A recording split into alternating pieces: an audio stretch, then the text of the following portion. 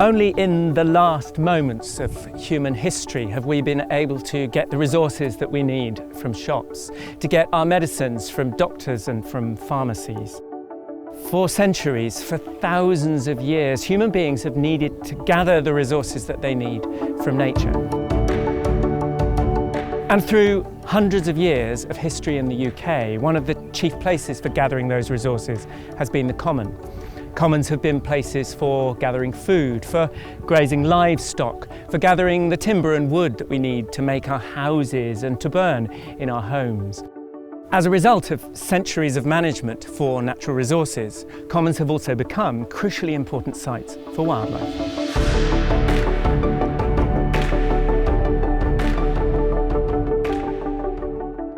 How long have you been working on the history of commons?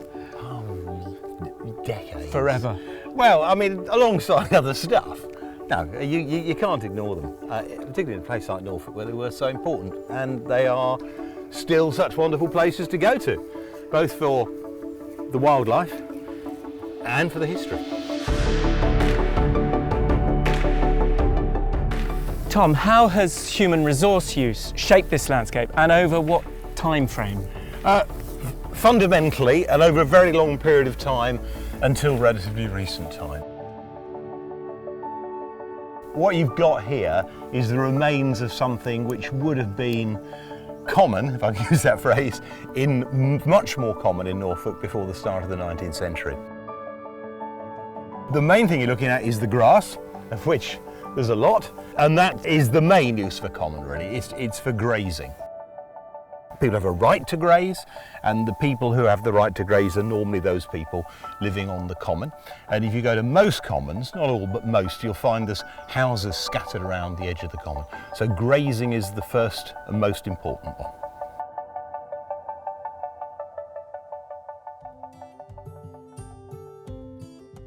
One of the features of commons are pits and ponds, and on clay soil like this, they're more likely to be ponds, water-filled pits. And some of them are probably natural, but most are not. Most are dug. There is a tendency for them to cluster towards the edge of the common, and that may be because they are originally dug for building material for the houses around the common. But once they're dug, they're great for watering cattle. This part of the common has a very different feel. What's the history here, Tom? Well, we're on the edge of a common here. That's why we've got that huge ditch there. Commons are normally surrounded by very big banks and ditches because you've got animals grazing on the common, you've got crops growing in the surrounding fields. You don't want the two to mix. But the really important thing here are these trees.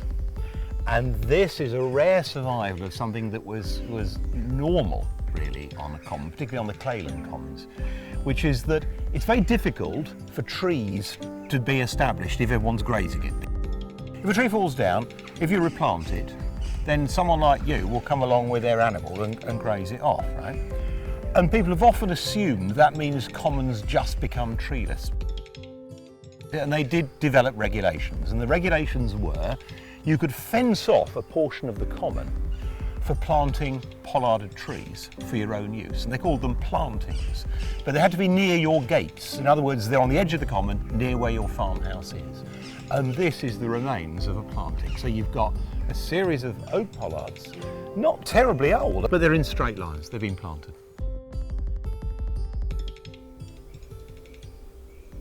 This history of human resource use has led to commons being fantastic habitat for wildlife. At Wood Green in South Norfolk, I'm meeting Helen Bukowska, Conservation Officer at Norfolk Wildlife Trust and a common rights holder. Helen, how did the history of resource use on commons lead to their importance for wildlife? I always think that wildlife thrives when there's a huge amount of diversity of habitat. And you imagine all the things these commons were used for, the ponds, the small timber, the grazing, the hay. They've created these incredibly diverse habitats, lots of different things going on. So we've still got ponds, we've still got veteran trees, we've got low scrub, which is brilliant for small birds. And we've got these wonderful meadows created from centuries of collecting hay and grazing that have created these lovely open habitats full of wildflowers. And we can see on a day like this, it's just full of bees, grasshoppers, butterflies. Absolutely fantastic, just what nature needs. Despite their importance for people and for wildlife, from the 18th century to the 20th century, the commons suffered gravely, reducing both in size and in use by people. If you look on early maps, in fact, if you look on maps up into the late 18th century, there are thousands and thousands of hectares of commons in Norfolk. Both on the kind of heavier soils, like here at Fritton, but also up on the sort of more heathy areas. And they often form long interconnected chains. You could walk for miles in Norfolk in the 1790s and not leave a common. 1790 is a good time to talk because William Faden surveyed his great map of the county in 1794, 5 published in 1797, and you can see the extent of the commons then.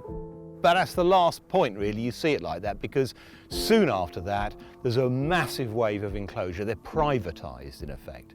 And that's driven partly by the need to produce more food during the Napoleonic War, but also by that fairly standard human thing of greed, that major landowners want to get their hands on commons, partly because they want to plough them up and improve them, sometimes just because they want that land and they want control of it. The commoners are compensated to some extent, usually with allotments of land, smaller allotments of land. Some survive because the commoners don't want to enclose or the landowner isn't interested. And those tend to continue on into the early part, mid part of the 20th century, and then gradually the intensity of land use on them declines. And that's critical because that's kept them the way they are. That's what shaped the whole environment. So first of all, you lose most of the commons, and then the commons that are left, the economic forces which have shaped them begin to go into decline. My name is Oriel Mims, and I've lived on the commons since 1975 and seen a lot of changes. My first memory, it was very heavily grazed with horses, and it was a delightful, lovely place, very wild. I'm Stephen Jordan. I'm now 79 and I've lived here all my life. After the war, it was taken over by the government to run, and then it couldn't hold animals on unless they were fenced. So there was a period where parts of it grew up, and then eventually it was all grazed, and I would say for about 40 years it was intentionally grazed, a grazing common, which brought a more diverse wildlife than there is now.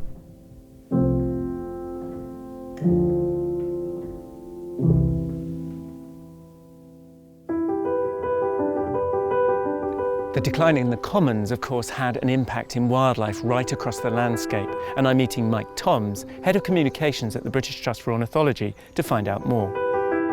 How did enclosure of the commons from the turn of the 19th century have an impact on Britain's wildlife? So I think the changes that we saw post-enclosure within the wider countryside certainly had an impact across a range of wildlife, birds in particular. Losing the habitat, the nesting habitat and the feeding opportunities has had a big impact on those populations longer term. And in the broader context of the landscape, what has happened and what effect has that had on the importance of commons for wildlife? We're certainly finding for a lot of the species, we've lost them from a lot of the wider countryside because it's changed so radically.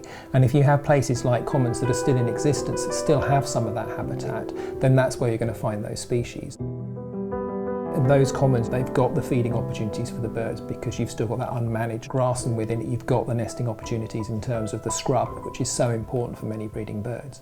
Having that on those sites can make a difference locally within the county as to whether or not you've still got those species.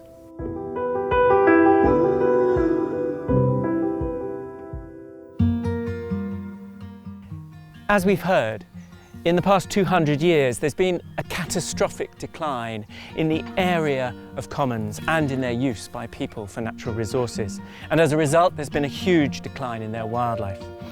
Today we stand at a crossroads in our relationship with commons, and it's critical that we don't see them simply as part of our past, that we project our relationship into the future. Norfolk Wildlife Trust is engaged in a 2-year project known as Wildlife in Common, funded by the National Lottery Heritage Fund, which is looking at ways of engaging people again with commons, their wildlife and their future.